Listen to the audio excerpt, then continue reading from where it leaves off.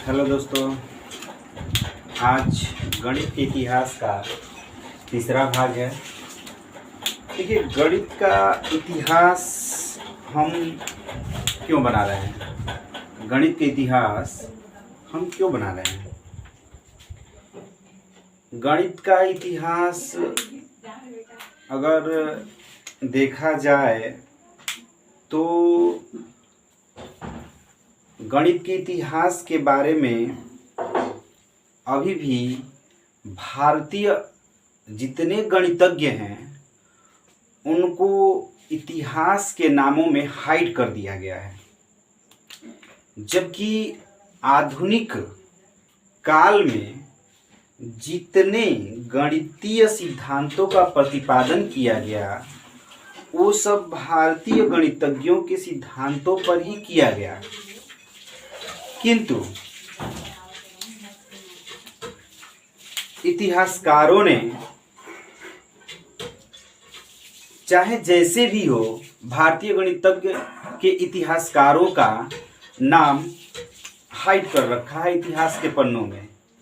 इसलिए हमारा कोशिश यह है, हम लोग तो पढ़ेंगे गणित, किंतु गणित के इतिहासकारों का बहुत ही अहम भूमिका है,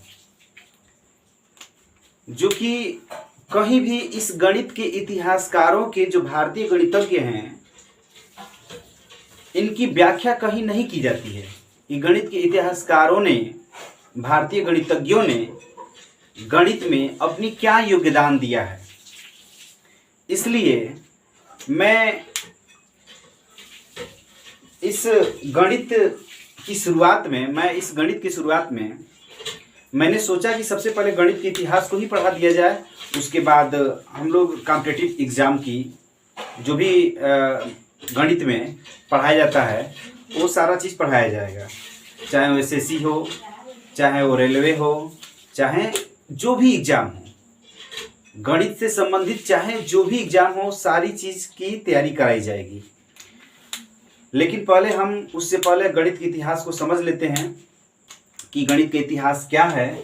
अगले 2 वीडियो में गणित के इतिहासकारों को संक्षिप्त शब्दों में बताया गया है और इसमें हम लोग पुनः गणित के इतिहास को समझेंगे और गणित के इतिहासकारों के बारे में भी समझेंगे थोड़ा बहुत। आइए देखते हैं। महावीराचार्य सन 1850 ईस्वी। महावीराचार्य सन 1850 ईस्वी में, अर्थात देखा जाए तो 850 ईस्वी में इन्होंने गणित सार संग्रह, इन्होंने अपने जीवन काल में, ऐसा कहा जाए कि इन्होंने अपने जीवन काल में गणित सार संग्रह नामक अंक गणित की ग्रंथ की रचना की। इसमें अंक गणित का विधिवत वर्णन किया गया है। फिर से मैं बता दूं, महावीराचार्य ने अपने जीवन काल में इन्होंने गणित सार संग्रह और अंक गणित के ग्रंथ की रचना की, जिसमें अंक गणित का विधिवत वर्णन किया गया है तथा इसमें संग्रहित प्रश्न अत्यंत ही मनोरंजक है। मैं बता दूं कि महावीराचार्य ने गणित के कई सिद्धांतों को सुलझाया, जो कि उस समय यह जो बहुत ही जितने भी गणितज्ञ थे उन गणितज्ञों के सामने प्रश्नवाचक चिन्ह लगा हुआ था। किंतु महावीराचार्य ने अपने जीवन काल में कठिन से कठिन सिद्धांतों का आसानी पूर्वक उसका समाधान ढूंढ लिया। इन्होंने यहाँ तक कि एलसीएम ज्ञात करने का आधुनिक नियम बताया। साथ ही जो इन्होंने नियम बताया उसका यूरोप में पहली बार 1500 ईस्वी में प्रयोग किया गया। इन्होंने बहुत ही आसानी पूर्वक एलसीएम ज्ञात करने का आधुनिक नियम ज्ञात किया और यह भी देखा गया कि इन्हीं का प्रयोग, इन्हीं का सिद्धांत यूरोप में पहली बार सन 1500 ईस्वी में प्रयोग में लाया गया। इन्होंने यही नहीं, इन्होंने वृत्त के अंतर्गत चतुर्भुज, दीर्घवृत्त के क्षेत्रफल ज्ञात करने का सूत्रों का निगमन भी किया। इन्होंने वृत्त के अंतर्गत चतुर्भुज तथा दीर्घवृत्त, वृत्त के अंतर्गत चतुर्भुज तथा दीर्घवृत्त के क्षेत्रफल ज्ञात करने का निगमन किया। आइए दोस्तों, पुनः हम देखते हैं सिद्धाचार्य के। सिद्धाचार्य ने अपने जीवन काल में क्या क्या, किस किस नियम को, जो मुख्य रूप से है, जो मोस्ट इम्पोर्टेंट है, उस चीज को बताया जाएगा कि सिद्धाचार्य सन 1850 ईस्वी में, या ऐसा कहा जाए कि इन्होंने अपने जीवन काल में अंकगणित पर नवशतिका तथा त्रिशतिका नामक 2 ग्रंथ लिखे, जो बहुत ही इंपॉर्टेंट है। इन्होंने अंकगणित पर नवशतिका तथा त्रिशतिका नामक 2 ग्रंथ लिखे हैं। इन ग्रंथों के छोटे संस्करण क्रमशः चतुशतिका तथा पंचशतिका के नाम से विख्यात है। इनकी पुस्तक पाटीगणित का अनुवाद अरबी में हिसाबुल तख्त नाम से हुआ है। इनकी पुस्तक पाटीगणित का अनुवाद अरबी भाषा में हिसाबुल तख्त नाम से अनुवाद किया गया है।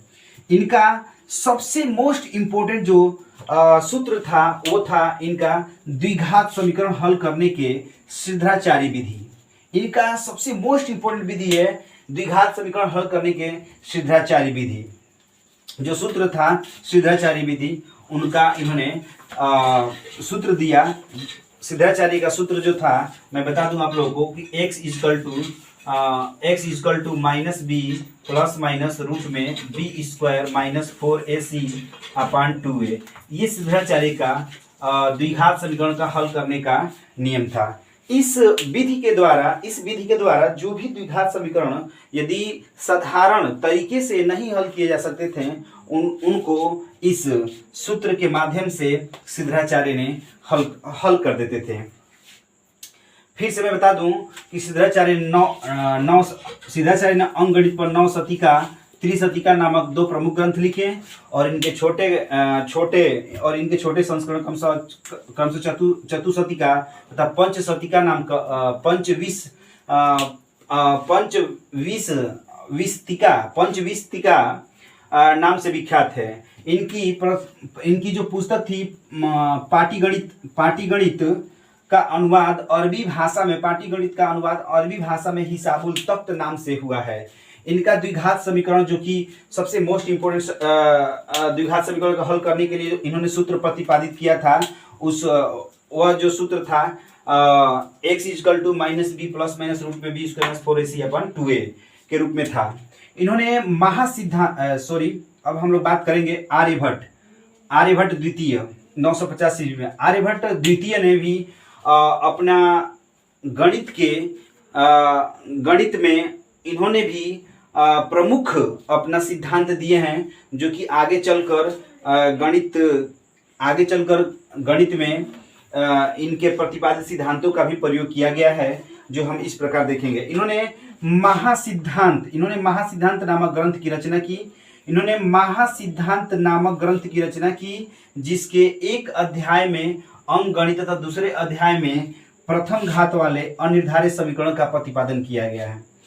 आर्यभट्ट द्वितीय ने अपने जीवन काल में इन्होंने महासिद्धांत नामक ग्रंथ की रचना की, जिसके एक अध्याय में अंकगणित तथा दूसरे अध्याय में प्रथम घात वाले अनिर्धारित समीकरण का प्रतिपादन किया गया है।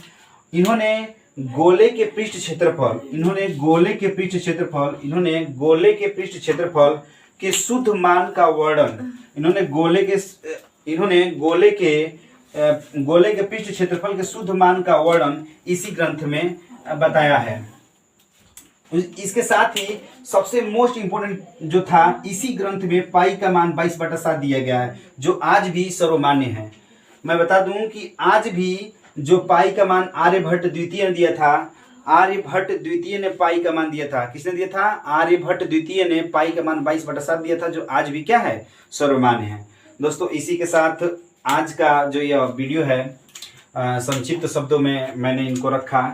इनके जो भी सिद्धांत थे उन सिद्धांतों को बहुत मतलब कि शार्ट लिस्टेड किया गया है इस वीडियो में, और आगे का इतिहास अगले वीडियो में दिया जाएगा। That's all, thank you.